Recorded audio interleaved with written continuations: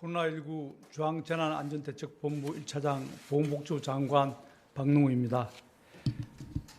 국민 여러분, 저는 오늘 코로나19의 유행이 다시 확산되는 위태로운 상황에서 우리가 직면한 엄중한 상황을 말씀드리고 국민 여러분의 협조를 호소하기 위해 이 자리에 섰습니다. 오늘까지 국내에서 신규로 발생한 환자 수가 닷새째 100명을 넘어섰습니다. 11월 8일부터 14일까지 지난 한 주의 국내 발생 환자 수는 하루 평균 122.4명으로 그 직전 주의 88.7명에 비해 크게 증가했습니다.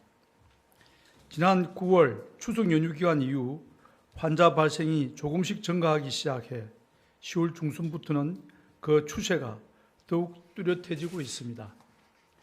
특히 수도권과 강원권의 경우 거리두기 1.5단계로의 객상을 검토해야 하는 심각한 상황으로 이를 사전 예고해 드립니다.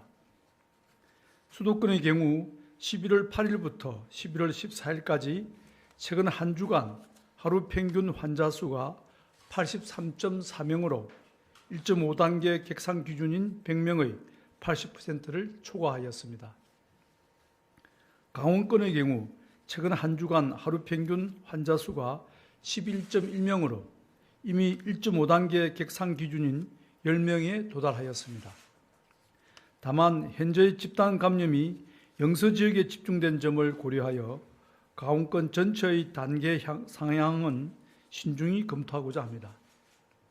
그 외 권역의 경우 충청권 9.9명, 호남권 9.7명, 경남권 5.1명 등으로 조금씩 증가하는 양상이나 아직 1.5단계 기준에는 미치지 않는 상황입니다. 수도권과 강원권의 경우 거리두기 단계 객상 여부를 지자체와 함께 협의해 나갈 예정으로 60대 이상 환자의 비율, 중환자 치료 병상의 여력 등 다양한 참고 지표를 고려하여 결정하게 될 것입니다. 지난 300여일 동안 우리가 마주친 수많은 위기 상황은 모두 국민 여러분들의 적극적인 생활 방역 노력이 더해졌을 때 극복할 수 있었습니다. 2월의 대구 경북 유행과 5월의 이태원발 유행, 8월의 수도권발 유행 때마다 국민들께서 일상의 불편과 생업의 피해를 기꺼이 감내하며 생활 속 거리두기에 최선을 다해 주셨기에 대규모 유행 확산을 막아낼 수 있었습니다. 최근까지도 세계적으로는 감염 재생산 지수가 3에서 4를 넘어 엄청난 대유행이 확산되고 있으나 국민들께서 생활 속 방역 관리에 힘써 주신 덕분에 우리나라는 재생산 지수를 1 내외로까지 낮추며 산발적 발생으로 억제해 왔습니다. 이러한 성과는 전적으로 언제나 공동체를 먼저 생각하고 어려운 가운데에서도 항상 노력해 주신 우리 국민들 덕분이라고 생각하며 깊은 감사의 말씀을 드립니다. 그러나 지금 또다시 우리는 위기를 맞이하고 있습니다. 지금의 증가세를 꺾지 못한다면 거리두기 객상은 불가피합니다. 하지만 거리두기 객상은 우리가 이미 경험한 대로 국민의 일상과 서민경제에 큰 어려움을 야기하는 만큼 1단계에서 억제하는 것이 최선의 방안입니다. 이번 위기도 지금까지 국민들이 보여주신 저력을 조금만 더 발휘해 주신다면, 그래서 감염 확산 속도를 조금만 더 늦출 수 있다면 단계 객상 없이도 위기를 극복할 수 있을 것입니다. 특히 최근의 집단 감염 사례는 일상 곳곳에서 나타나 빠르게 확산되는 경향을 보이고 있습니다. 일가족 또는 결혼식이나 제사 모임을 계기로 시작된 집단 감염이 직장 동료나 다중이용시설 이용자를 통해 전파된 이후 다시 그 가족과 지인으로 추가 확산되는 연쇄 감염이 일반적으로 발생하고 있습니다. 대부분의 경우 마스크 착용이 어려운 상황에서 장시간 밀폐된 공간에서 발생하고 있습니다. 밀폐된 실내에서 사람들과 장시간 만나는 상황, 특히 식사처럼 마스크 착용이 어려운 상황은 최대한 피하여 주실 것을 당부드립니다. 불가피한 약속이나 모임의 경우 대화를 할 때에는 항상 마스크를 착용하여 주시기 바랍니다. 마스크 착용은 자신뿐 아니라 사랑하는 가족을 지키기 위함입니다. 특히 60대 이상 어르신이 있는 가정은 각별히 주의하여 주시기를 간곡히 부탁드립니다. 직장에서의 집단 감염도 항시 경계하여 주시기 바랍니다. 직장 환경상 밀폐된 장소에서 침방울이 다수 발생하는 상황에 종사하시는 분들은 항상 감염 가능성에 유의하시기 바랍니다. 콜센터 등 전화 상담 업무 종사자 가운데 감염 사례가 자주 나타납니다. 탕비실이나 수면실 등 공용 공간의 시설, 기구를 함께 사용하거나 확진자와 식사를 한 경우에 감염 위험이 높았습니다. 공용 공간은 주기적으로 환기 소독하고 마스크 착용, 손 씻기 등 개인위생을 늘 지키며 식사 시간에는 가급적 대화를 최소화해 주시기 바랍니다. 정부는 각 권역별 감염 확산 상황을 살피며 단계 상향 등 필요한 조치가 즉시 이루어질 수 있도록 사전 준비를 하겠습니다. 1.5단계로 거리두기 단계 격상이 이루어질 경우 다중이용시설 대부분은 입장 인원을 제한하거나 좌석 띄우기가 실시됩니다. 이를 위한 준비도 함께 하겠습니다.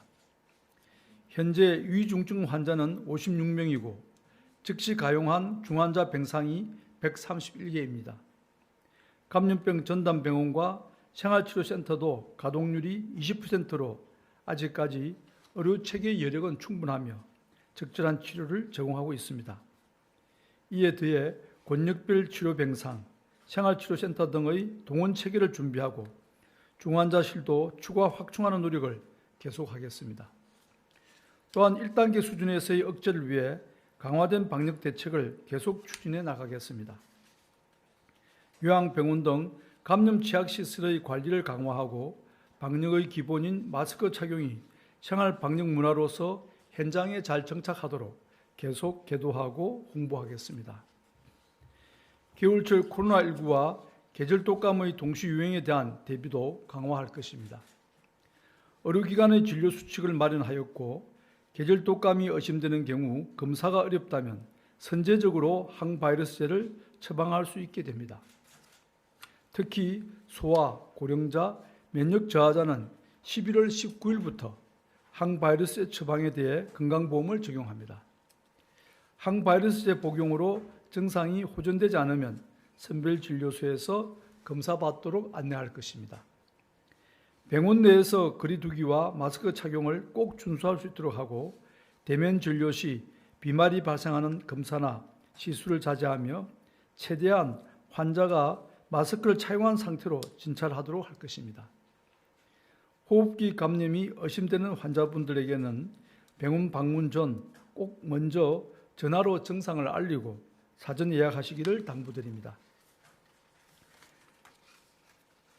20여일 앞으로 다가온 수능에 대한 대책은 이후 사회부총리께서 상세히 말씀드릴 예정입니다.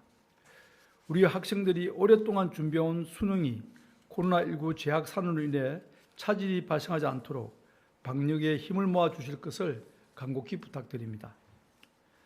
많은 해외 국가들이 대규모 재유행을 맞이하여 힘든 시간을 보내고 있습니다.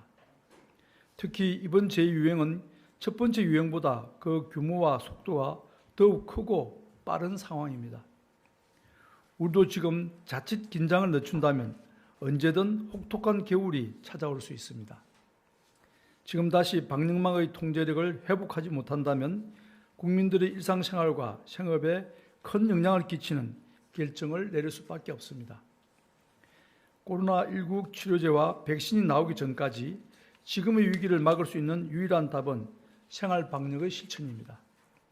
언제나 밀폐, 밀접한 환경을 주의하고 실내에서도 늘 마스크를 착용하며 거리두기와 손 씻기, 주기적인 환기와 소독을 지키는 것입니다. 다시 한번 간곡하게 말씀드립니다. 우리가 잠깐 방심하는 순간 언제 어디서나 감염이 발생할 수 있습니다. 국민 여러분 모두가 방역의 최전선에 있는 방역사령관으로서 함께 노력해 주시기를 진심으로 부탁드립니다. 정부도 비장한 각오와 함께 지금의 위기 사항을 면밀히 살피겠습니다. 모든 부처와 지자체가 합심하여 대규모 재유행의 위험을 막아내는데 총력을 다하겠습니다. 감사합니다.